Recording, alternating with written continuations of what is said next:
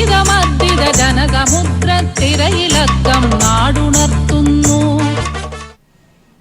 വിശദമായ റിപ്പോർട്ടുകളിലേക്ക്. കേന്ദ്ര സർക്കാരിന്റെ തൊഴിലാളി വിരുദ്ധ നയങ്ങൾക്കെതിരെ സംയുക്ത തൊഴിലാളി സംഘടനകൾ പ്രഖ്യാപിച്ച 48 മണിക്കൂർ പണിമുടക്ക് രാജ്യത്ത് പുരോഗമിക്കുകയാണ്. പശ്ചിമബംഗാളിൽ ഇടതു സംഘടനകൾ നടത്തിയ മാർച്ചിൽ സംഘർഷമുണ്ടായെങ്കിലും വടക്കുകിഴക്കൻ സംസ്ഥാനങ്ങളിൽ പൊതുപണിമുടക്ക് പൂർണ്ണമാണ്. സംയുക്ത തൊഴിലാളി സംഘടനകളുടെ നേതൃത്വത്തിൽ ഇന്ന് പാർലമെന്റിലേക്ക് മാർച്ച് നടത്തും. വിവരങ്ങളുമായി ദില്ലിയിൽ നിന്നും ഹരീഷ് ചേരുകയാണ്. ഹരീഷ്, എങ്ങനെയാണ് മാർച്ച് ആരംഭിച്ചോ? എന്തൊക്കെയാണ് ഏറ്റവും പുതിയ വിവരങ്ങൾ? ജീന, അല്പസമയത്തിനകം മണ്ഡി ഹൗസിൽ നിന്നും, ദില്ലിയുടെ കേന്ദ്ര സ്ഥലമായി തന്നെ മണ്ഡി ഹൗസിൽ നിന്നു തന്നെ പാർലമെന്റിലേക്കുള്ള മാർച്ച് ആരംഭിക്കും. തുടർന്ന് അവിടെ നടന്നു തന്നെ ഏകദേശം 1 കിലോമീറ്റർ അകലെയാണ് പാർലമെന്റ് സ്ട്രീറ്റ്. അവിടെയാണ് നമ്മൾ ഇപ്പോൾ ഉള്ളത്. അവിടേക്കാണ് മാർച്ച് വരിക. അവിടുന്ന് എല്ലാവരും നടന്നു തന്നെ പ്രതിഷേധ മാർച്ച് സംഘടിപ്പിച്ചുകൊണ്ട് മുന്നോട്ട് വരാൻ വേണ്ടിയാണ് തീരുമാനിച്ചിരിക്കുന്നത്. അല്പസമയത്തിനകം ആരംഭിക്കും, നമുക്ക് പ്രതീക്ഷിക്കാം. എന്തായാലും സംയുക്ത ട്രേഡ് യൂണിയൻ അടക്കമുള്ള എല്ലാവരും തന്നെ ഈ വിഷയത്തിൽ അണിനിരക്കുന്നതാണ് ഏറ്റവും ശ്രദ്ധേയപരമായ കാര്യം. 10 ട്രേഡ് യൂണിയൻ അതിനു പുറമെ സംസ്ഥാനങ്ങളിലുള്ള ചെറിയ ചെറിയ സംഘടന അടക്കമുള്ള തന്നെ ഈ പ്രതിഷേധത്തിൽ പങ്കെടുക്കും. ഈ പണിമുടക്കിൽ അണിനിരന്നുകൊണ്ട് തന്നെ കേന്ദ്ര സർക്കാരിന്റെ നയങ്ങൾക്കെതിരെ ശക്തമായി തന്നെ പ്രതിഷേധിക്കുമെന്നാണ് വ്യക്തമാക്കിയിരിക്കുന്നത്. 4 മാസങ്ങൾക്ക് മുമ്പ് തന്നെ ഈ വിഷയത്തിൽ ഇങ്ങനൊരു പണിമുടക്ക് നടത്താൻ വേണ്ടി തൊഴിലാളി സംഘടനയായ എല്ലാ ട്രേഡ് യൂണിയനുകളും തീരുമാനിച്ചിരുന്നു. അവർ ഇങ്ങനെ തീരുമാനിക്കാനുണ്ടായ കാരണങ്ങൾ 12ഓളം പ്രധാനപ്പെട്ട കാരണങ്ങൾ ചൂണ്ടിക്കാണിച്ചുകൊണ്ട് തന്നെയാണ് ഇങ്ങനൊരു തീരുമാനമെടുത്തത്. അതിൻ്റെ അടിസ്ഥാനത്തിൽ ഇങ്ങനൊരു തീരുമാനമെടുത്തതിൻ്റെ പശ്ചാത്തലത്തിൽ പണിമുടക്ക് നടക്കുമ്പോൾ തന്നെ ആ ദിവസങ്ങൾക്ക് മുന്നേ, പണിമുടക്ക് ഇന്നലെയാണ് ആരംഭിച്ചത്, ഇന്നലെ കഴിഞ്ഞ ദിവസം രാത്രി അർദ്ധരാത്രിയോടെ ആരംഭിക്കുന്നു. എന്നാൽ ആരംഭിക്കുന്ന 2 ദിവസങ്ങൾക്ക് മുന്നെയാണ് centre for Indian monitoring of Indian എക്കോണമിയുടെ ചില സർവേ ഫലങ്ങൾ പുറത്തു വന്നത്. അതിൽ തന്നെ വ്യക്തമായി തന്നെ പറയുന്നു, 2017 ഡിസംബറിൽ തന്നെ ഇന്ത്യയിൽ ഉണ്ടായിരുന്നത് 40 കോടിയിലധികം ജനങ്ങൾ തൊഴിലുണ്ടായിരുന്നു. അതെന്താ നേരെ കുറഞ്ഞ് ഈ പറഞ്ഞ 2018 ഡിസംബർ ആകുമ്പോഴേക്കും 39.0 കോടിയിലേക്ക് എത്തി കുറഞ്ഞിരിക്കുന്നു. അതായത് 1,10,00,000 പേർക്ക് തൊഴിലില്ലാതായിരിക്കുന്നു എന്നുള്ളത് വ്യക്തമായി തന്നെ ആ കണക്കുകൾ ചൂണ്ടിക്കാണിക്കുന്നു. അപ്പോൾ ഈ വലിയൊരു സാഹചര്യം ഇന്ത്യയിൽ ഉണ്ടെന്നാണ് ചൂണ്ടിക്കാണിക്കുന്നത്. കാരണം മോദി സർക്കാർ അധികാരത്തിൽ കയറുമ്പോൾ ആദ്യമായി തന്നെ വെച്ച ഒരു വാഗ്ദാനം എന്നത് വർഷത്തിൽ 2 കോടി തൊഴിലവസരങ്ങൾ ഉണ്ടാക്കുമെന്ന് പറഞ്ഞ് അധികാരത്തിൽ കയറിയെങ്കിലും എത്ര പേർക്ക് തൊഴിൽ നൽകിയെന്നോ എത്ര പേർ ഇപ്പോൾ തൊഴിലെടുക്കുന്ന ചോദ്യങ്ങൾക്കൊന്നും തന്നെ കേന്ദ്ര സർക്കാരിന്റെ കയ്യിൽ ഉത്തരങ്ങളില്ല എന്നുള്ളത് നമ്മൾ ഇന്ത്യക്കാർക്ക് ഏറ്റവും ലജ്ജാകരമായ കാര്യം തന്നെയാണ്. കാരണം കഴിഞ്ഞ ദിവസം പാർലമെന്റിൽ ഈ വിഷയങ്ങൾ ചൂണ്ടിക്കാണിച്ചുകൊണ്ട് പല ചോദ്യങ്ങൾ മുന്നോട്ട് വെച്ചപ്പോഴും ഈ നാഷണൽ ക്രൈം റെക്കോർഡ്സ് ബ്യൂറോയുടെ കണക്കിൽ ഒരു കണക്കുകളുമില്ല എന്ന് അരുൺ ജെയ്റ്റ്ലി അടക്കം വ്യക്തമാക്കിയിരുന്നു. കാരണം 2016 നവംബർ 8-ാം തീയതി നോട്ട് നിരോധനം എന്ന ഒരു വലിയ സംഗതി ഇന്ത്യയിൽ നടപ്പിലാക്കിയ സമയത്ത് അതിൻ്റെ പ്രത്യാഘാതം എന്തൊക്കെ ഉണ്ടായി, രാജ്യത്ത് എന്തൊക്കെ പ്രശ്നങ്ങളുണ്ടായി, അതിൽ എത്ര പേർ മരണപ്പെട്ടു എന്നുള്ള ചോദ്യം മുന്നോട്ട് വെച്ചപ്പോൾ തന്നെ അരുൺ ജെയ്റ്റ്ലി വ്യക്തമാക്കിയത് ഒരു SBI ഉദ്യോഗസ്ഥരും പിന്നെ 2-3 മരണങ്ങൾ മാത്രമാണ് റിപ്പോർട്ട് ചെയ്തതെന്നാണ് അദ്ദേഹം ചൂണ്ടിക്കാണിച്ചിരിക്കുന്നത്. അപ്പോൾ അതിൻ്റെ പ്രധാനപ്പെട്ട വിഷയം എന്ന് പറയുന്നത് ഒരു നാഷണൽ ക്രൈം റെക്കോർഡ്സ് ബ്യൂറോ അടക്കമുള്ള ഭരണ സ്ഥാപനങ്ങൾ ഇല്ലാതാക്കാൻ തന്നെയാണ് മോദി സർക്കാർ ശ്രമിച്ചതെന്നാണ് ഇതിൻ്റെ പശ്ചാത്തലം. ഇങ്ങനെ ഒരു കണക്കിൻ്റെ വ്യക്തമായ കണക്കുകളില്ല. 2016 ശേഷം തന്നെ രാജ്യത്ത് ആത്മഹത്യ ചെയ്ത കർഷകരുടെ കണക്കുകൾ പക്കലില്ല. ഇങ്ങനെ കേന്ദ്ര സർക്കാർ ഇങ്ങനെ എല്ലാ തരത്തിലും ജനങ്ങളെ ദ്രോഹിക്കുന്നു എന്ന് ചൂണ്ടിക്കാണിച്ചുകൊണ്ട് തന്നെയാണ് ഇന്നത്തെ പണിമുടക്കും. ആ പണിമുടക്ക് ആയതുകൊണ്ട് തന്നെ ഏറ്റവും കൂടുതൽ പ്രധാനമായി തന്നെ ഇത് ജനങ്ങളുടെ വിഷയമാണ്, സാധാരണ ഉപജീവനം നടത്തുന്ന സാധാരണ മനുഷ്യരുടെ വിഷയമാണെന്ന് ചൂണ്ടിക്കാണിച്ചുകൊണ്ട് തന്നെ അത് സ്വമേധയാ മനസ്സിലാക്കി തന്നെയാണ് ഇത്രയും ജനങ്ങൾ ഈ പണിമുടക്കിൽ അണിനിരക്കുന്നത്. കാരണം ഏറ്റവും നല്ല രീതിയിൽ ഒരു വിജയം തന്നെ കൈവരിച്ചിരിക്കുന്നു പണിമുടക്ക് എന്ന് പറയേണ്ടി വരും. കാരണം 1991 ശേഷമാണ് ഈ 2ാം തവണയാണ് ഒരു ദ്വിദിന പണിമുടക്ക് ഈ രാജ്യത്ത് ഉണ്ടാകുന്നത്. ആ ഉണ്ടാകുന്ന സമയത്ത് പോലും വ്യക്തമായി തന്നെ കൽക്കരി മേഖലയിൽ ജോലി ചെയ്യുന്ന എല്ലാവരും തന്നെ 70% പേർ പണിമുടക്കിൽ അണിനിരുന്നു എന്ന് തന്നെ ഔദ്യോഗിക കണക്കുകൾ പറയുന്നു. LIC മേഖലയിൽ ജോലി ചെയ്യുന്നവർ 100% തന്നെ പണിമുടക്ക് അണിനിരക്കുന്നു. അതുപോലെ ബാങ്കിങ് മേഖലയായാലും അധ്യാപക സംഘടനകളായാലും എല്ലാവരും തന്നെ ഈ പണിമുടക്കുമായി സഹകരിച്ചതിനെ മുന്നോട്ട് പോവുകയാണ്. കാരണം ഇത് ജനങ്ങളുടെ ആവശ്യമാണ്, സാധാരണ തൊഴിലാളികളുടെ ആവശ്യമാണ് എന്നാണ് ഏറ്റവും ശ്രദ്ധേയപരമായ കാര്യം. മിനിമം വേതനം 18,000 രൂപയാക്കി ഉയർത്തുക, അതുപോലെ തന്നെ 3,000 രൂപ പെൻഷൻ അനുവദിക്കുക, അതുപോലെ തന്നെ റെയിൽവേ അടക്കമുള്ള മേഖലകളെ സ്വകാര്യവൽക്കരിക്കാനുള്ള കേന്ദ്ര നീക്കം അവസാനിപ്പിക്കുക, മോട്ടോർ വാഹന ഭേദഗതി ബിൽ നിയമം നടപ്പിലാക്കാതിരിക്കുക എന്നിങ്ങനെ പ്രധാനപ്പെട്ട പല ആവശ്യങ്ങളും ചൂണ്ടിക്കാണിച്ചുകൊണ്ട് തന്നെയാണ് ഇത്രയും സംഘടനകൾ ഒന്നിച്ചുകൊണ്ട് 2 ദിവസത്തെ പണിമുടക്ക് രാജ്യത്ത് നടത്തുന്നത്. എന്തായാലും ഏതാനും കുറച്ച് സമയങ്ങൾക്കുള്ളിൽ തന്നെ അല്പസമയത്തിനകം തന്നെ പാർലമെന്റിലേക്ക് മാർച്ച് സംഘടിപ്പിക്കാനാണ് തീരുമാനിച്ചിരിക്കുന്നത്. 35 മണിക്കൂർ പിന്നിട്ടിരിക്കുന്നു പണിമുടക്ക്. എന്തായാലും ഒരു ചരിത്ര വിജയം തന്നെ നമുക്ക് ഈ പണിമുടക്കിനെ വിശേഷിപ്പിക്കേണ്ടി വരും. ഇന്ന് പശ്ചിമ ബംഗാളിൽ ചില അനിഷ്ട സംഭവങ്ങൾ, ഒരു സംഭവം ഇപ്പോൾ റിപ്പോർട്ട് ചെയ്തിട്ടുണ്ട്. പക്ഷേ എന്തായാലും അങ്ങനെ ചില 1-2 അനിഷ്ട സംഭവങ്ങൾ ഒഴിച്ചു കഴിഞ്ഞാൽ തന്നെ പണിമുടക്ക് പൂർണ്ണ വിജയം തന്നെയാണെന്ന് നമുക്ക് പറയേണ്ടി വരും. ജീന, തീർച്ചയായും കേന്ദ്ര സർക്കാരിന്റെ തൊഴിലാളി വിരുദ്ധ നയങ്ങൾക്കെതിരെയുള്ള ദേശീയ പണിമുടക്ക് 2ാം ദിവസം തുടരുകയാണ്. പൂർണ്ണ വിജയം എന്നാണ് ദില്ലിയിൽ നിന്നും ഹരീഷ് റിപ്പോർട്ട് ചെയ്യുന്നത്. സംയുക്ത ട്രേഡ് യൂണിയന്റെ പണിമുടക്ക് 2ാം ദിവസത്തിലേക്ക് കടക്കുമ്പോൾ മധ്യ കേരളത്തിലെ വിവരങ്ങളുമായി കൊച്ചിയിൽ നിന്ന് സിബി ചേരുകയാണ്. സിബി, എങ്ങനെയാണ് മധ്യ കേരളത്തിൽ പണിമുടക്ക് പുരോഗമിക്കുന്നത്? ഏറ്റവും പുതിയ വിവരങ്ങൾ എങ്ങനെ? മധ്യ കേരളത്തിലും ദേശീയ പണിമുടക്ക് പൂർണ്ണവും സമാധാനപരവുമായി മുന്നോട്ട് നീങ്ങുന്നു. ഇന്ന് രാവിലെ 3 ഇടങ്ങളിൽ സമര അനുകൂലികൾ, അതായത് തൊഴിലാളികൾ ഒന്നാകെ ഇന്ന് ട്രെയിൻ തടഞ്ഞുകൊണ്ട് പ്രതിഷേധം രേഖപ്പെടുത്തി. രാവിലെ കളമശ്ശേരിയിലും അതോടൊപ്പം തന്നെ ആലുവയിലും എറണാകുളം റെയിൽവേ സ്റ്റേഷനിലുമാണ് ട്രെയിൻ തടഞ്ഞുകൊണ്ട് കേന്ദ്ര സർക്കാരിനെതിരായ തൊഴിലാളി വിരുദ്ധ നയത്തിനെതിരായ പ്രതിഷേധം രേഖപ്പെടുത്തിയത്. കൊച്ചിയെ സംബന്ധിച്ച് വ്യവസായ മേഖല കൂടിയാണ്. അതുകൊണ്ട് തന്നെ വ്യവസായ മേഖല പൂർണ്ണമായും സ്തംഭിച്ച ഒരു സാഹചര്യമാണ് കഴിഞ്ഞ 30-35 മണിക്കൂറുകളായി ഉള്ളത്. ഈ 48 മണിക്കൂർ ദേശീയ പണിമുടക്കിനോട് പൂർണ്ണമായും സഹകരിക്കുന്ന ഒരു സാഹചര്യമാണ് ഇപ്പോൾ ഉള്ളത്. എല്ലാ മേഖലയിൽ നിന്നും തൊഴിലാളികൾ വിട്ടുനിൽക്കുന്നു. നിർമ്മാണ മേഖലയിൽ നിന്നും അതോടൊപ്പം തന്നെ വ്യവസായ മേഖലയിൽ നിന്നും എല്ലാം തന്നെയും തൊഴിലാളികൾ വിട്ടുനിൽക്കുന്നു. 2 ദിവസമായി വിദ്യാഭ്യാസ സ്ഥാപനങ്ങൾ അടഞ്ഞെടുക്കുന്നു. ബാങ്കുകൾ, മറ്റ് ഇതര സ്ഥാപനങ്ങളെല്ലാം തന്നെയും സ്തംഭനത്തിലാണ്. ഈ സർക്കാർ സ്ഥാപനങ്ങളിൽ എല്ലാം തന്നെയും ഹാജർ നില കുറവാണ്. അതോടൊപ്പം തന്നെ ഈ IT മേഖലകൾ, വ്യവസായ മേഖലകൾ, അതോടൊപ്പം തന്നെ FACT, തുറമുഖം, കൊച്ചിൻ റിഫൈനറി, ഇൻഫോ പാർക്ക് ഉൾപ്പെടെയുള്ള വിവിധ മേഖലകൾ, കൊച്ചിയുടെ വിവിധ വ്യവസായ മേഖലകളിലും അതോടൊപ്പം തന്നെ ഈ വല്ലാപ്പാടം കണ്ടെയ്നർ ടെർമിനലെല്ലാം തന്നെയും സ്തംഭനാവസ്ഥയിലാണ്. തൊഴിലാളികൾ പൂർണ്ണമായും ഈ ദേശീയ പണിമുടക്കിനോട് പിന്തുണ പ്രഖ്യാപിച്ചുകൊണ്ട് തൊഴിലിൽ നിന്ന് വിട്ടുനിൽക്കുന്ന ഒരു സാഹചര്യമാണ് ഉള്ളത്. അതോടൊപ്പം തന്നെ സ്വകാര്യ ബസ്സുകളും അതോടൊപ്പം തന്നെ KSRTC ബസ്സും സർവീസ് നടത്തുന്നില്ല. പമ്പയിലേക്കുള്ള സ്പെഷ്യൽ സർവീസ് മാത്രമാണ് KSRTC നടത്തുന്നത്. എന്നാൽ സ്വകാര്യ വാഹനങ്ങളെയും മറ്റ് ഇരുചക്ര വാഹനങ്ങളുമായി ജനങ്ങൾ നിരത്തിലിറങ്ങുകയും ചെയ്യുന്നുണ്ട്. കടകമ്പോളങ്ങളെല്ലാം തന്നെയും ഭാഗികമായി അടഞ്ഞ സ്ഥിതിയാണുള്ളത്. സംഘടിത തൊഴിലാളി മേഖലയിലെ എല്ലാ ജീവനക്കാരും കടകളിൽ മറ്റ് കടകമ്പോളങ്ങളിൽ ജോലി ചെയ്യുന്നവരെല്ലാം തന്നെയും ഈ സമരത്തെ പിന്തുണച്ചുകൊണ്ട് ഈ 2 ദിവസങ്ങളായി ജോലിക്കെത്താത്ത ഒരു സാഹചര്യം ആണുള്ളത്. എന്നാൽ ജനജീവിതം ദുസ്സഹമാകാത്ത രീതിയിൽ അല്ലെങ്കിൽ അക്രമ സംഭവങ്ങളൊന്നും ഇതുവരെയും ഉണ്ടായിട്ടില്ല. നമുക്കറിയാം, നേരത്തെ BJP നടത്തിയ ഹർത്താലിൽ പരക്കെ അക്രമവും വ്യാപകമായിരുന്നു. എന്നാൽ ഈ ഒരു ഹർത്താലിൽ വാഹനങ്ങൾ തടയുകയോ അതോടൊപ്പം ഈ ഒരു ദേശീയ പണിമുടക്കിൽ വാഹനങ്ങൾ തടയുകയോ അതോടൊപ്പം തന്നെ മറ്റ് ഈ റോഡുകൾ ഉപരോധിക്കുകയോ അല്ലെങ്കിൽ മറ്റ് അക്രമ സംഭവങ്ങൾ ഒന്നും തന്നെ ഉണ്ടാകാത്ത രീതിയിൽ സംയുക്ത ട്രേഡ് യൂണിയൻ നേരത്തെ തന്നെ ഇക്കാര്യത്തിൽ പ്രഖ്യാപിച്ചിരുന്നു. സ്വയം തൊഴിലാളികൾ ഈ ജോലിയിൽ നിന്ന് വിട്ടുനിന്നുകൊണ്ട് കേന്ദ്ര സർക്കാരിനെതിരെ പ്രതിഷേധിക്കുക എന്നുള്ള ഒരു പ്രഖ്യാപനമാണ് നടത്തിയത്. ഈ ഒരു പ്രഖ്യാപനം വളരെ വലിയ പിന്തുണയോടെയാണ് എല്ലാ സംയുക്ത തൊഴിലാളി യൂണിയനുകളും എടുത്തിട്ടുള്ളത്. ഇന്ന് നഗരത്തിലെല്ലാം തന്നെയും വിവിധ പ്രതിഷേധ പ്രകടനങ്ങൾ നടന്നിരുന്നു. ആലപ്പുഴയിലും കോട്ടയത്തും തൃശ്ശൂരും ഇടുക്കിയും എല്ലാം തന്നെ സമാനമായ പ്രതിഷേധമാണ് ഈ ദേശീയ പണിമുടക്കിനോടനുബന്ധിച്ച് പ്രതിഷേധിച്ചുകൊണ്ടാണ് അണിനിരന്നിരിക്കുന്നത്. എന്തായാലും എല്ലാ മേഖലയും നെടുമ്പാശ്ശേരി വിമാനത്താവളത്തിൽ ടാക്സി പ്രീപെയ്ഡ് വാഹനമെല്ലാം തന്നെയും സർവീസ് നടത്തുന്നില്ല. ആദ്യമായിട്ടാണ് ഇത്തരത്തിൽ ടാക്സി പ്രീപെയ്ഡ് വാഹനങ്ങൾ സർവീസ് നടത്താത്ത ഒരു സാഹചര്യം ഉള്ളത്. ഹർത്താലിൽ പോലും പൊതുവെ ഈ വാഹനമെല്ലാം തന്നെ സർവീസ് നടത്താറുണ്ട്. എന്തായാലും ഈ പണിമുടക്കിനോട് ഒരു വലിയ പിന്തുണ ലഭിച്ചിരിക്കുന്നത്. റെയിൽവേ സ്റ്റേഷനിലും മറ്റും റെയിൽവേ ജീവനക്കാർ പിന്തുണ പ്രഖ്യാപിച്ചുകൊണ്ട് പ്രതിഷേധ പ്രകടനം നടത്തിയിരുന്നു. അങ്ങനെ സമസ്ത മേഖലയും സ്തംഭിപ്പിക്കുന്ന ഒരു സാഹചര്യമാണ് ഇപ്പോൾ ഉള്ളത്. എന്തായാലും ഈ മധ്യ കേരളത്തെ സംബന്ധിച്ച് ഈ ഒരു ദേശീയ പണിമുടക്ക് പൂർണ്ണവും അതോടൊപ്പം തന്നെ സമാധാനവുമായി മുന്നോട്ട് പോകുന്നു. എല്ലാ തൊഴിലാളികളും ഒന്നടങ്കം, എല്ലാ മേഖലയിലും തൊഴിലാളികൾ ഒന്നടങ്കം അണിനിരന്നുകൊണ്ടാണ് ഈ ഒരു ദേശീയ പണിമുടക്കിനെ വൻ വിജയമാക്കി കൊണ്ടിരിക്കുന്നത്. തീർച്ചയായും മധ്യ കേരളത്തിൽ സമാധാനപരമായ അന്തരീക്ഷത്തിലാണ് ദേശീയ പണിമുടക്ക് 2ാം ദിവസവും പുരോഗമിക്കുന്നത്. ഇപ്പോൾ തെക്കൻ ജില്ലയിലെ വിവരങ്ങളുമായി തിരുവനന്തപുരത്ത് നിന്നും ഷീജ ചേരുകയാണ്. ഷീജ, എങ്ങനെയാണ് ഇപ്പോൾ തിരുവനന്തപുരം ജില്ല അടക്കമുള്ള സ്ഥലങ്ങളിൽ പണിമുടക്ക് പുരോഗമിക്കുന്നത്? ചില ഒറ്റപ്പെട്ട അക്രമ സംഭവങ്ങൾ ഉണ്ടെന്നുള്ള റിപ്പോർട്ടുകളും വരുന്നു. എന്താണ് ഏറ്റവും പുതിയ വിവരങ്ങൾ?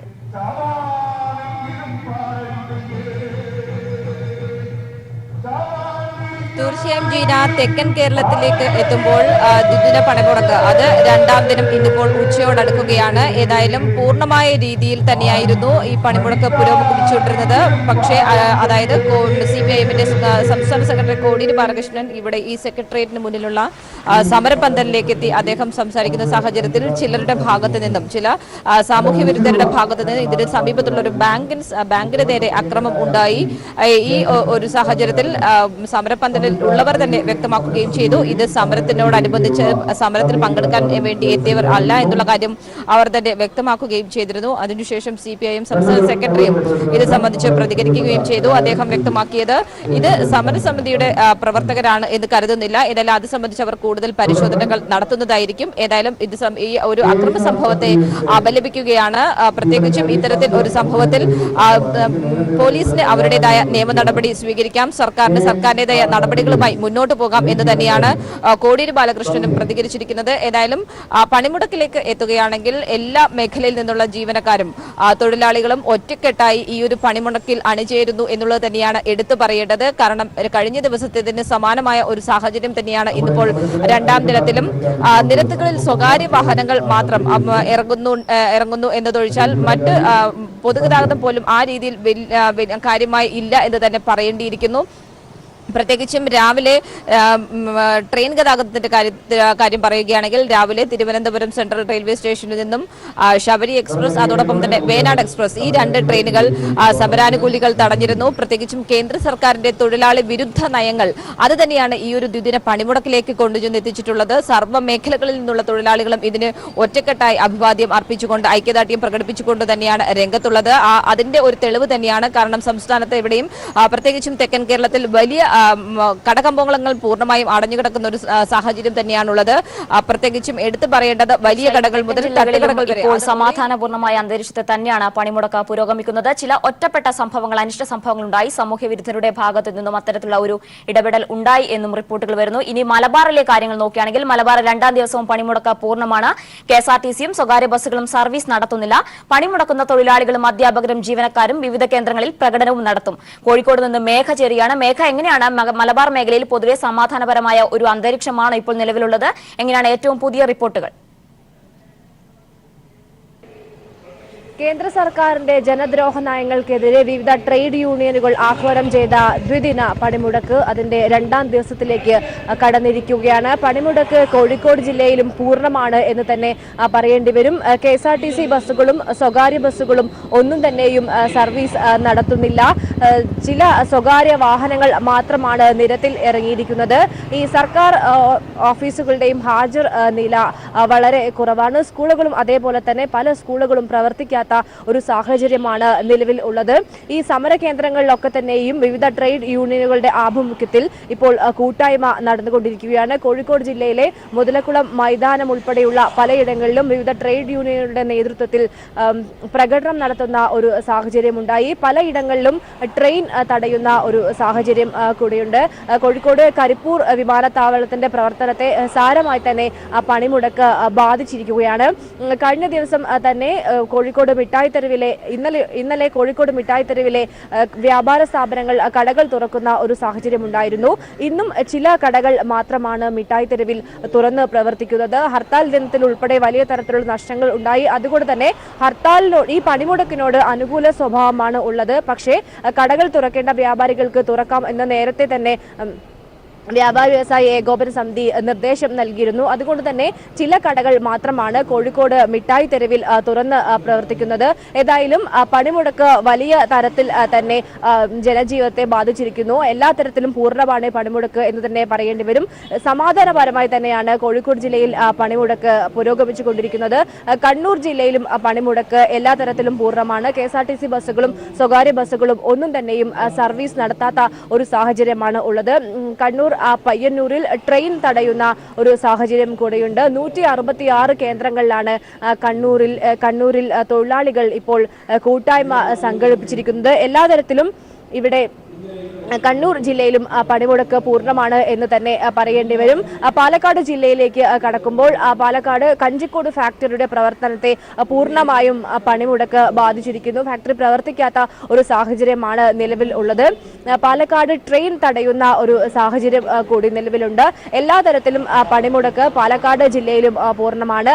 വയനാട് ഉൾപ്പെടെ തന്നെ തേയിലത്തോട്ടങ്ങളുടെ ഉൾപ്പെടെ തന്നെ പ്രവർത്തനത്തെ ബാധിക്കുന്ന ഒരു രീതിയിലാണ് പണിമുടക്ക് ഇപ്പോൾ നടക്കുന്നത്. പല ജില്ലയിലെ പല കേന്ദ്രങ്ങളിലും വിവിധ ട്രേഡ് യൂണിയനുകളുടെ ആഭിമുഖ്യത്തിൽ വലിയ തരത്തിലുള്ള പ്രതിഷേധ പ്രകടനങ്ങളും കൂട്ടായ്മകളുമാണ് ഇപ്പോൾ നടന്നുകൊണ്ടിരിക്കുന്നത്.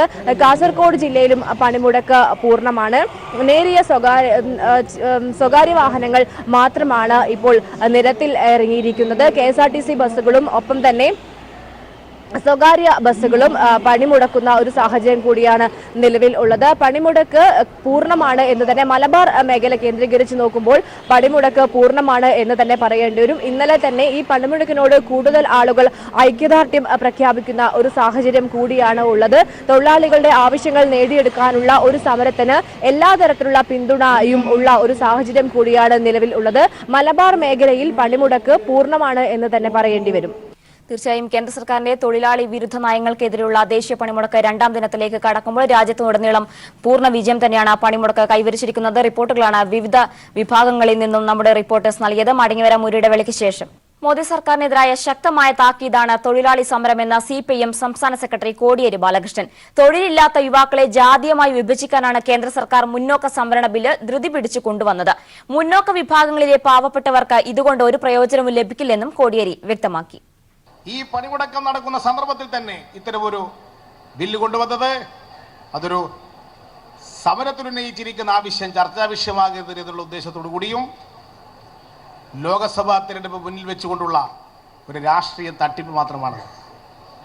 ആത്മാർത്ഥതയോടുകൂടി കൊണ്ടുവന്ന ഒരു നിയമമല്ല. പക്ഷേ ഇതിൻ്റെ ഉദ്ദേശം എന്താണെന്ന് ചട്ടങ്ങൾ പുറത്തു വരുമ്പോൾ വ്യക്തമാക്കാൻ പോവുകയാണ്. അതിൽ തന്നെ ഏറ്റവും പാവപ്പെട്ടവർക്ക് പരിഗണന കൊടുക്കുന്ന വിധത്തിലല്ല ഇപ്പോൾ ഇതിൻ്റെ നിയമനിർമ്മാണം തന്നെ നടത്താൻ പോകുന്നത്. ഇത്തരത്തിലുള്ള ഓരോ സന്ദർഭങ്ങളിലും തൊഴിലാളി വർഗം ഉയർത്തെഴുന്നേറ്റുകൊണ്ടിരിക്കുമ്പോൾ ആ സമരത്തിനുന്നയിച്ചിരിക്കുന്ന ആവശ്യങ്ങളെ വിസ്മരിക്കാൻ മതപരമായ കലാപങ്ങൾ ഉണ്ടാക്കും, ജാതീയമായ ധ്രുവീകരണം ഉണ്ടാക്കും. ഇതാണ് ഇപ്പോൾ നടന്നുകൊണ്ടിരിക്കുന്നത്. ശബരിമല തീർത്ഥാടകർ സഞ്ചരിച്ച കാർ മറിഞ്ഞ് ഭക്തൻ മരിച്ചു. ആന്ധ്രാപ്രദേശ് സ്വദേശി വി കൃഷ്ണനാണ് മരണപ്പെട്ടത്. പരിക്കേറ്റ 3 പേരെ കോട്ടയം മെഡിക്കൽ കോളേജിൽ പ്രവേശിപ്പിച്ചു. ഡ്രൈവർ പരിക്കേൽക്കാതെ രക്ഷപ്പെട്ടു. ഇടുക്കി ഏലപ്പാറയ്ക്ക് സമീപം പള്ളിക്കുന്നിൽ ഇന്ന് പുലർച്ചെയാണ് ആന്ധ്രയിൽ നിന്നുള്ള സംഘം അപകടത്തിൽപ്പെട്ടത്. ഡ്രൈവർ ഉറങ്ങിയതാണ് അപകട കാരണമെന്നാണ് പ്രാഥമിക നിഗമനം. ശബരിമല തീർത്ഥാടനത്തിന്റെ ഭാഗമായി എരുമേലി വാവർപള്ളിയിൽ സന്ദർശനത്തിന് സ്ത്രീകൾക്ക് വിലക്കില്ല. വാവർപള്ളിയുമായി ബന്ധപ്പെട്ട് പ്രചരിക്കുന്നത് വ്യാജ വാർത്തകളാണ്. യുവതീ പ്രവേശന വിധിക്ക് മുൻപോ ശേഷമോ വാവർപള്ളിയിൽ ഒരു തരത്തിലുമുള്ള നിയന്ത്രണങ്ങളും ഏർപ്പെടുത്തിയിട്ടില്ലെന്നും മഹല്ല് കമ്മിറ്റി വ്യക്തമാക്കി. ശബരിമല സ്ത്രീ പ്രവേശന വിഷയത്തിൽ സുപ്രീംകോടതി വിധി വരുന്നതിനും വളരെ കാലം മുമ്പേ തന്നെ വാവരുപള്ളിയിൽ സ്ത്രീകൾ എത്താറുണ്ടായിരുന്നു. പള്ളിക്കുള്ളിൽ കയറി വലം വച്ച ശേഷമാണ് തീർത്ഥാടകർ പമ്പയ്ക്ക് പോയിരുന്നത്. മസ്ജിദിൽ സന്ദർശനത്തിന് സ്ത്രീകൾക്ക് വിലക്കില്ലെന്നും സ്ത്രീകൾക്കും പുരുഷന്മാർക്കും ഒരുപോലെ സന്ദർശനം നടത്താമെന്നും മഹല്ല് committee president advocate PH Shajahan വ്യക്തമാക്കി. ലിംഗഭേദമന്യേ പ്രായഭേദമന്യേ എല്ലാ കാലത്തും എരുമേലി പള്ളിയിലും എരുമേലി അമ്പലത്തിലുമൊക്കെ സ്ത്രീകൾ പ്രവേശിക്കും. ആ പ്രവേശനത്തിന് എരുമേലി പള്ളിയിൽ നാളിതുവരെ ഒരു തടസ്സവും ഉണ്ടാക്കിയിട്ടുമില്ല. ഈ ഒരു സാഹചര്യത്തിൽ അങ്ങനെ എന്തെങ്കിലും തരത്തിലുള്ള പ്രചരണങ്ങൾ നടത്തുമെങ്കിൽ അത് അടിസ്ഥാനരഹിതമാണ്. വാവർ പള്ളിയിലെത്തുന്ന എല്ലാ വിശ്വാസികൾക്കും അവരുടെ വിശ്വാസത്തിനനുസരിച്ചുള്ള ആചാരാനുഷ്ഠാനങ്ങൾ തുടരാമെന്നിരിക്കെ വാവരുപള്ളിയുമായി ബന്ധപ്പെട്ട് പ്രചരിക്കുന്നത് വ്യാജ വാർത്തകളാണ്. ശബരിമലയുടെ പ്രവേശന കവാടമായ എരുമേലിയിലെ ഈ പള്ളി മതമൈത്രിയുടെ ഈറ്റില്ലം കൂടിയാണ്. ഈ പള്ളിയെക്കുറിച്ച് ചില വ്യാജ പ്രചരണങ്ങൾ ഇപ്പോൾ നടക്കുകയാണ്. നാട്ടിൽ നിലനിൽക്കുന്ന മതമൈത്രി തകർത്ത് സമാധാന അന്തരീക്ഷം തകർക്കാനുള്ള ശ്രമങ്ങളാണ് ഈ വ്യാജ പ്രചരണങ്ങൾക്ക് പിന്നിൽ. ക്യാമറാമാൻ സാംജിത് ആർപ്പുക്കരയോടൊപ്പം എരുമേലിയിൽ നിന്നും TP പ്രശാന്ത്. കോഴിക്കോട് പേരാമ്പ്രയിൽ വീണ്ടും വീടിന് നേരെ ബോംബേറ്. CPIM അനുഭാവിയായ എരവട്ടൂർ സ്വദേശി ശ്രീധരന്റെ വീടിന് നേരെയാണ് ബോംബെറിഞ്ഞത്. രാത്രി 1:30 നടന്ന ബോംബേറിൽ ജനൽ ചില്ലുകളും വാതിലുകളും തകർന്നു. അക്രമത്തിന് പിന്നിൽ ആരാണെന്ന് വ്യക്തമായിട്ടില്ല. പേരാമ്പ്ര പോലീസും ബോംബ് സ്ക്വാഡും സ്ഥലത്ത് പരിശോധന നടത്തി. നിലവിൽ പേരാമ്പ്ര സ്റ്റേഷൻ പരിധിയിൽ പോലീസ് ആക്ട് പ്രകാരമുള്ള നിരോധനമുണ്ട്. കഴിഞ്ഞ ദിവസങ്ങളിൽ മലബാർ ദേവസ്വം ബോർഡ് അംഗം ശശികുമാർ പേരാമ്പ്രയുടെയും CPIM പ്രവർത്തകൻ രാധാകൃഷ്ണന്റെയും വീടിനു നേരെ RSS ബോംബെറിഞ്ഞിരുന്നു. KPCC പുനഃസംഘടനയിൽ അന്തിമ തീരുമാനം ഇന്ന്. ലോക്സഭാ തെരഞ്ഞെടുപ്പിന് മുമ്പ് സമ്പൂർണ്ണ അഴിച്ചുപണി ഉണ്ടാകില്ല. നിലവിലെ ഭാരവാഹികളിൽ ഭൂരിഭാഗം പേരും തുടരാനാണ് സാധ്യത. നേതാക്കളെ വെട്ടിക്കുറയ്ക്കുന്നത് ലോക്സഭാ തെരഞ്ഞെടുപ്പിനെ ബാധിക്കുമെന്ന ഭയം സംസ്ഥാന നേതാക്കൾക്കുണ്ട്. AICC ജനറൽ സെക്രട്ടറി മുകുൾ വാസ്നിക്കുമായി KPCC അധ്യക്ഷൻ മുല്ലപ്പള്ളി രാമചന്ദ്രനും പ്രതിപക്ഷ നേതാവ് രമേശ് ചെന്നിത്തലയും കൂടിക്കാഴ്ച നടത്തും. ലോക്സഭാ തെരഞ്ഞെടുപ്പ് അടുത്തിരിക്കുന്ന സാഹചര്യത്തിൽ എത്രയും പെട്ടെന്ന് പുനഃസംഘടന പൂർത്തിയാക്കാനാണ് നേതൃത്വത്തിന്റെ തീരുമാനം. ജനറൽ സെക്രട്ടറിമാരുടെ എണ്ണം പരമാവധി കുറയ്ക്കണമെന്നായിരുന്നു KPCC അധ്യക്ഷൻ മുല്ലപ്പള്ളി രാമചന്ദ്രൻ നിലപാട്. എന്നാൽ ഈ തീരുമാനം സംസ്ഥാനത്തെ പല നേതാക്കൾക്കിടയിലും ശക്തമായ വിയോജിപ്പുണ്ടാക്കിയിട്ടുണ്ടെന്ന റിപ്പോർട്ടിന്റെ അടിസ്ഥാനത്തിൽ സമ്പൂർണ്ണ അഴിച്ചുപണി വേണ്ടെന്നാണ് തീരുമാനം. സമ്പൂർണ്ണ അഴിച്ചുപണി അപ്രായോഗികമെന്ന നിലപാടിലാണ് AI ഗ്രൂപ്പുകളും. KPCC പ്രസിഡന്റ് താല്പര്യമുള്ള ചിലരെ കൂടി ഉൾപ്പെടുത്തി തൽക്കാലം പുനഃസംഘടന സാധ്യമാവട്ടെ എന്ന നിലപാടിനോട് ഇരു ഗ്രൂപ്പുകളും യോജിച്ചിട്ടുണ്ടെന്നാണ് റിപ്പോർട്ടുകൾ. ഈ സാഹചര്യത്തിൽ നിലവിലെ 12 ജനറൽ സെക്രട്ടറിമാരിൽ കാര്യമായ മാറ്റമുണ്ടാകില്ല. വർക്കിംഗ് പ്രസിഡന്റ്മാർ ഉള്ളതിനാൽ ഉപാധ്യക്ഷന്മാരെ നിയമിക്കാൻ കഴിയില്ല. ആയതിനാൽ പുതുതായി 3 ജനറൽ സെക്രട്ടറിമാരെ കൂടി നിയമിക്കും. നിലവിലെ 30ഓളം സെക്രട്ടറിമാരിൽ ഭൂരിഭാഗം പേരും തുടരും. അതേസമയം പ്രവർത്തന മികവില്ലാത്തവരെ ഒഴിവാക്കണമെന്ന നിലപാടിലാണ് കേന്ദ്ര നേതൃത്വം. മുൻ DCC പ്രസിഡന്റുമാർക്ക് അവസരം ലഭിച്ചേക്കും. KPCC അധ്യക്ഷൻ മുല്ലപ്പള്ളി രാമചന്ദ്രൻ, പ്രതിപക്ഷ നേതാവ് രമേശ് ചെന്നിത്തല, ഉമ്മൻചാണ്ടി എന്നിവർ രാവിലെ ചർച്ച നടത്തി ഭാരവാഹികളുടെ കാര്യത്തിൽ ധാരണയിലെത്തും. തുടർന്ന് മുല്ലപ്പള്ളിയും ചെന്നിത്തലയും AICC ജനറൽ സെക്രട്ടറി മുകുൾ വാസ്നിക്കുമായി കൂടിക്കാഴ്ച നടത്തി ഭാരവാഹികളെ അന്തിമമായി തീരുമാനിക്കും. രാഹുൽ ഗാന്ധിയുടെ അംഗീകാരത്തോടെ ജനറൽ സെക്രട്ടറിമാരെയും പ്രഖ്യാപിക്കും. ഈ ആഴ്ചത്തോടെ പ്രഖ്യാപനമുണ്ടാവും. News bureau, Delhi. ഇപ്പോൾ CITU നേതാവ് ശ്രീ ആനത്തലവട്ടം ആനന്ദൻ നമ്മോട് പ്രതികരിക്കുകയാണ്. ശ്രീ ആനത്തലവട്ടം ആനന്ദൻ, താങ്കൾക്ക് കേൾക്കാൻ സാധിക്കുന്നു എന്ന് കരുതുകയാണ്. തിരുവനന്തപുരത്ത് ചിലയിടങ്ങളിൽ ഒറ്റപ്പെട്ട അക്രമ സംഭവങ്ങൾ റിപ്പോർട്ട് ചെയ്യുന്നു. പണിമുടക്കിന്റെ ഭാഗമായിട്ടാണ് ഇത്തരത്തിലൊരു അക്രമ പരമ്പര ഉണ്ടാകുന്നത് എന്നാണ് മനസ്സിലാക്കേണ്ടത്. എങ്ങനെയാണ് താങ്കൾ ഇതിനോട് പ്രതികരിക്കുന്നത്? അല്ല, പണിമുടക്ക് സംയുക്ത സമരസമിതിയും CITUവും എല്ലാം ഒരു കാരണവശാലും ഏതെങ്കിലും സ്ഥാപനം തുറന്നു വെച്ച് പ്രവർത്തിക്കുന്നതിനെ ബലം പ്രയോഗിച്ച് അടപ്പിക്കാൻ പോകരുത്. തൊഴിലാളികളുടെ പണിമുടക്കാണ്. ആ സ്ഥാപനങ്ങൾ പണിയെടുക്കുന്ന തൊഴിലാളികൾക്ക് പണിമുടക്കാൻ അവകാശമുണ്ട്. ആ സ്ഥാപന ഉടമ അത് അവരോട് അഭ്യർത്ഥിച്ചാലും അവരോട് ഈ പണിമുടക്കോട് സഹകരിക്കണമെന്ന് അഭ്യർത്ഥിച്ചാലും അഭ്യർത്ഥന മാനിച്ച് തിരുവനന്തപുരം ജില്ലയിലും കേരളത്തിലും 95% വ്യാപാരശാലകളും അടഞ്ഞു കിടക്കാം. എന്നാൽ ഒറ്റപ്പെട്ട ചില സ്ഥാപനങ്ങൾ തുറന്നു പ്രവർത്തിച്ചിട്ടുണ്ട്. അതിന്റെ മേൽ യാതൊരു സമ്മർദ്ദവും ചെലുത്താൻ പാടില്ലെന്നും ആ തുറന്ന് പ്രവർത്തിക്കുന്നതിനെ അടയ്ക്കാൻ പാടില്ല എന്നൊരു നിർദ്ദേശമാണ് സംയുക്ത സമരസമിതി കൊടുത്തിട്ടുള്ളത്. അതിന് വ്യത്യസ്തമായി ഇപ്പൊ തിരുവനന്തപുരത്ത് SBIയുടെ ട്രഷറി ബ്രാഞ്ചിൽ 10-12 ആളുകൾ കയറി അവിടുത്തെ മാനേജറുടെ ക്യാബിനകത്ത് ശല്യമുണ്ടാക്കി അത് നഷ്ടം വരുത്തിയെന്ന ഒരു വാർത്ത വന്നിട്ടുണ്ട്. അതിനെ ഞങ്ങൾ ശക്തിയായി അപലപിക്കുന്നു. അതിൽ ഈ സംയുക്ത സമരസമിതിക്കും CITUവിനും ഒരു ബന്ധവുമില്ല. കുറ്റവാളികൾക്കെതിരെ കൃത്യമായ നടപടി സ്വീകരിക്കാൻ ഗവൺമെന്റ് നിർബന്ധമാവും. ഗവൺമെന്റ് അങ്ങനെ നടപടി സ്വീകരിക്കുന്നതിന് മാർഗമുണ്ട്. അവർക്ക് ഈ സംയുക്ത സമരസമിതിയുമായിട്ടോ പണിമുടക്കുമായിട്ടോ ബന്ധമുള്ളവരല്ല. ബോധപൂർവം ഇതിനെ അപമാനിക്കാൻ 10-20 ലക്ഷത്തിൽ പരം വരുന്ന തൊഴിലാളികൾ പണിമുടക്കി വമ്പിച്ച വിജയമായി ചേർന്ന ഒരു ദേശീയ പണിമുടക്കിനെ അതിനെ വികൃതമാക്കി കാണിക്കാൻ മാധ്യമങ്ങൾക്കും അതുപോലെ തന്നെ ഇതിന്റെ പണിമുടക്കിനെതിരായി നിൽക്കുന്ന വർഗ ശത്രുക്കൾക്കും ഒരു ഉപകരണമായിട്ടാണ് അവർ പ്രവർത്തിച്ചിരിക്കുന്നത്. അതിനോട് സമരസമിതിക്കോ CITU പ്രസ്ഥാനത്തിനോ യാതൊരു യോജിപ്പുമില്ല. അവരെ ഞങ്ങൾ തള്ളിപ്പറയുകയാണ്. അവർക്കെതിരായ നടപടികൾ ഗവൺമെന്റ് ഉചിതമായ നടപടികൾ സ്വീകരിക്കും. തീർച്ചയായും ഇത്തരത്തിൽ ആദ്യം തന്നെ നേതാക്കളുടെ ഭാഗത്തു നിന്നും അത്തരത്തിലൊരു പ്രതികരണം ഉണ്ടായിരുന്നു. യാതൊരു തരത്തിലും ഉണ്ടാവുന്ന ഒരു നിർബന്ധിച്ച് കടയടപ്പിക്കൽ അല്ലെങ്കിൽ ജോലി നിർബന്ധിച്ച് തടയുന്ന അത്തരത്തിലുള്ള ഒരു സമീപനം ഇവരുടെ ഭാഗത്തു നിന്നും ഉണ്ടാകില്ല എന്നൊരു ഉറപ്പ് നേരത്തെ തന്നെ നേതാക്കളുടെ ഭാഗത്തു നിന്നും ഉണ്ടായിരുന്നു. ഈ ഒരു ഉറപ്പിന്റെ മേലാണ് ധൈര്യത്തോടെ തന്നെ ചില സ്ഥാപനങ്ങളിലും തുറന്ന് പ്രവർത്തിച്ചത്. അതുകൊണ്ട് തന്നെ ഇതൊരു സാമൂഹ്യ വിരുദ്ധരുടെ ഭാഗത്തു നിന്നുണ്ടായ പ്രശ്നമാണ് എന്നാണോ മനസ്സിലാക്കേണ്ടത്? അതെ, തീർച്ചയായും. ഇന്നലെ ആ സമര സമ്മേളനം ഉദ്ഘാടനം ചെയ്തുകൊണ്ട് ഞാൻ സംസാരിക്കുമ്പോഴും ഞാൻ തീർത്ത് പറഞ്ഞതാണ്, ഇത് പണിമുടക്കാണ്, തൊഴിലാളിയുടെ പണിമുടക്കാണ്. തൊഴിലാളിക്ക് പണിമുടക്കാനും പണിയെടുക്കാനും അവകാശമുണ്ട്. പക്ഷേ ഏതെങ്കിലും ഒരു സ്ഥാപനം തുറന്നു വെച്ച് പ്രവർത്തിച്ചാൽ അതിനെ പോയി അടപ്പിക്കുന്ന പണി ഈ സമരസമിതി ഏറ്റെടുത്തില്ല. അടപ്പിക്കാൻ പാടില്ല. ഏത് സ്ഥാപനമായാലും അവിടെ പോയി അക്രമം നടത്തുക, ഈ സമരസമിതിയുമായി ബന്ധപ്പെട്ട ഒരാളും അതുമായി ബന്ധപ്പെടാൻ പാടില്ല എന്ന് പറഞ്ഞിട്ടുണ്ടായിരുന്നു. അതിനുശേഷവും അഹങ്കാരത്തോടു കൂടി ആരെങ്കിലും ചെയ്തെങ്കിൽ അത് ഈ സമരത്തിന്റെ അനുകൂലികളല്ല, സമരത്തെ പൊളിക്കാൻ നിൽക്കുന്ന ഏതെങ്കിലും ശക്തികൾ ചെയ്തിട്ടുള്ളതാണ്. ഇതുപോലെ ഈ സമരത്തിന്റെ വിജയം ചർച്ച ചെയ്യേണ്ടുന്ന ഒരു സന്ദർഭത്തിൽ സമരത്തിന്റെ വിരോധികൾക്ക് സന്തോഷിക്കാൻ ആഹ്ലാദിക്കാൻ വകവെടുക്കുന്ന വിധത്തിൽ ഇത്തരം സംഭവങ്ങൾ ചെയ്യുന്നത് സമരാനുകൂലികളല്ല, സമരവിരോധികളാണ്.